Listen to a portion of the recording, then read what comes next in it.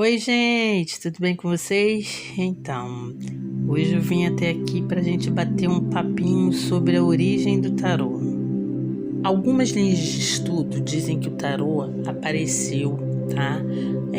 Na Europa Central no século XIV, mais ou menos, tá? Outros estudos dizem que o tarô apareceu lá no Egito Antigo, tá? Ele tem muito conhecimento que foi retirado do livro de Tote. Tote no Egito e Hermes na Grécia, tá? Na verdade são correspondentes, né? O arquétipo de Tote e de Hermes tem muita semelhança, mas o tarô só começou a ser usado como oráculo mesmo no século XVIII, tá? Ele apareceu através dos esotéricos, dos alquimistas, sendo usado como um oráculo. Na França também há relatos que eles apareceram, o tarô apareceu pela mão dos ciganos, tá? Foi uma das primeiras aparições com o povo cigano, que eram chamados de boêmios também pelos franceses. Mas, na verdade, ninguém sabe qual é a origem realmente do tarô. Os muçulmanos, os alquimistas, reivindicam até hoje, né, essa questão da origem do tarô. Mas, na verdade, ninguém comprova nada. E, de uma certa forma, isso é até bem bacana, porque acaba mostrando que o tarô não tem ligação nenhuma com religião, tá? Para quem não sabe, o tarô não tem ligação com religião. Ele era usado como um jogo nos séculos passados e depois ele reapareceu, foi usado pelos esotéricos, alquimistas, pelas pessoas que se aprofundavam nos conhecimentos da humanidade com a função de oráculo. Ele não está atrelado a nenhuma religião. Na verdade, é que as pessoas que utilizam, elas podem ter sua religião, tá? E aí elas acabam usando o tarô e também praticando a própria religião, tá? Ele não é igual a outros oráculos que só, por exemplo, existem oráculos que são utilizados dentro de uma religião só. Não, o tarô, ele é universal, tá? Até o nome tarô, na verdade, ninguém sabe o que significa, tá? E nem sequer qual é a língua que ele foi escrito.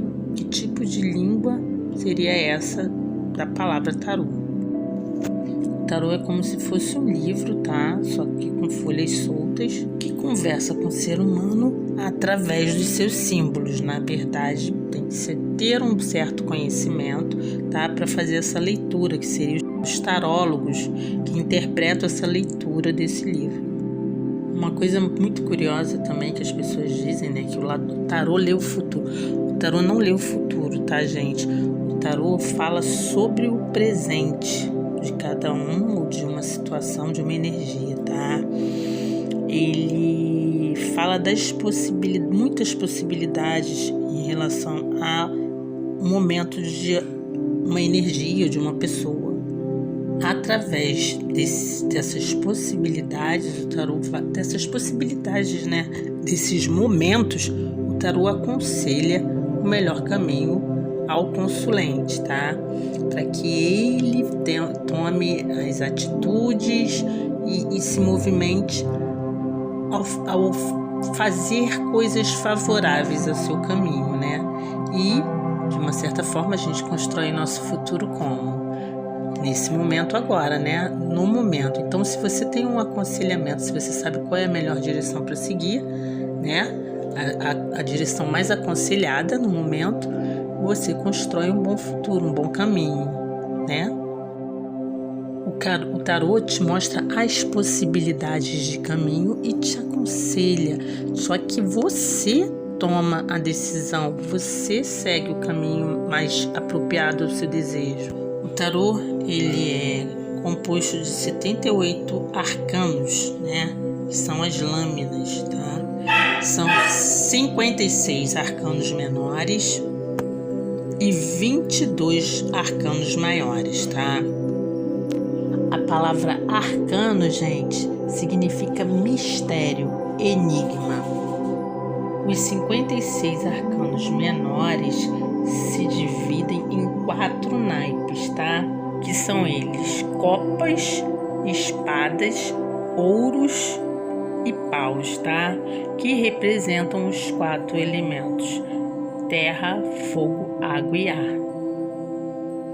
Já os 22 arcanos maiores, tá? Eles representam o 5º elemento, que é o éter, tá? Que no caso fala sobre a sua alma, a alma do ser humano. Na verdade, os arcanos falam sobre a jornada para iluminação do ser humano, tá? Falam dessa jornada até a iluminação, que é uma jornada que todo ser humano percorre, cada um da sua maneira. Existe uma frase que diz que o tarô é uma arte que pode curar a vida do ser humano. E eu, Sheila, acredito muito nisso. Em relação ao tarólogo, né? A pessoa que lê o tarô. Algumas pessoas dizem que a pessoa tem que ter um dom divino para isso.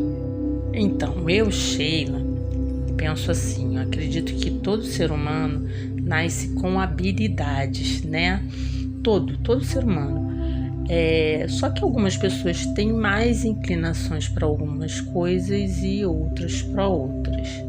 Eu não estou dizendo aqui que fulano não tem habilidade para isso. A gente fala de vocação, né?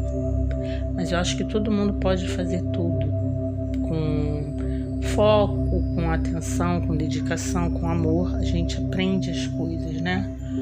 Mas eu acredito que algumas pessoas nascem com essa inclinação, tá? Para jogar tarô, assim como para outras coisas, tá? E no caso de ser um dom divino, eu acredito que sim, porque é uma vocação que a pessoa tem. Mas eu acredito que quem não nasceu com essa inclinação, através do estudo, tá? Da dedicação, exercitar, né? Possa ser um bom tarólogo também. Aí, voltando no assunto de religiosidade, né? A gente vê muita gente falando: o tarô ele é ligado ao espiritismo, ele é ligado à cabala. Então, não necessariamente. Como eu disse, o tarô não é ligado a nenhuma religião.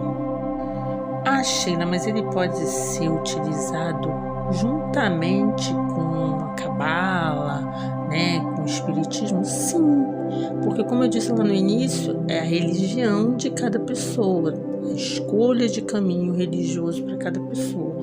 E aí, quando a pessoa tem o conhecimento do tarô, quando ela desenvolve, ela estuda, ela pode usar esse conhecimento, pode usar o oráculo atrelado à religião, né, que é uma coisa até tendenciosa, que se você tem uma religião, você vai acabar inclinando aquela prática ali à sua religião.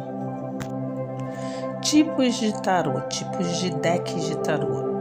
Existem vários, tarôs de Marcélia, o tarô Rider-Waite, tem vários tipos de tarô, né? As diferenças são muito sutis nas imagens e isso fica mais, essa interpretação fica mais na mão do tarólogo, né? A intuição do tarólogo para ler a questão das imagens, que cada um tem às vezes muito pouca diferença, tá? Variações na imagem muito pequenas, mas que essa diferença de interpretação também fica mais a cargo intuitivo da pessoa que está lendo, que está fazendo a leitura do tarô. Mas todos eles são usados com a mesma intenção, para autoconhecimento, né, para expansão, né, da consciência do ser humano. Sheila, tenho interesse, né, em conhecer sobre o tarô. Existem ótimos livros aí, como a Bíblia do Tarô, né? Tem o tarô mitológico também.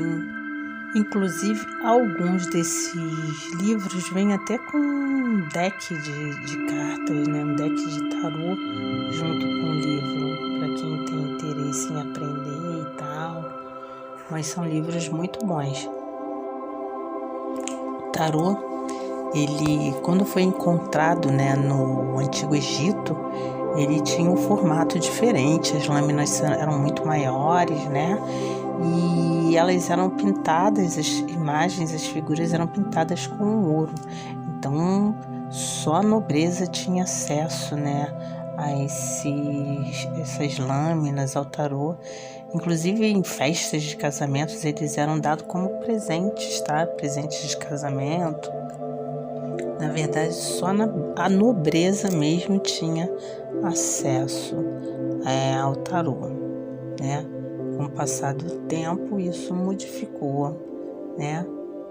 E o tarô, até os dias de hoje, se popularizou. Bom, espero que tenha esclarecido alguma coisa legal sobre o tarô, que vocês tenham gostado.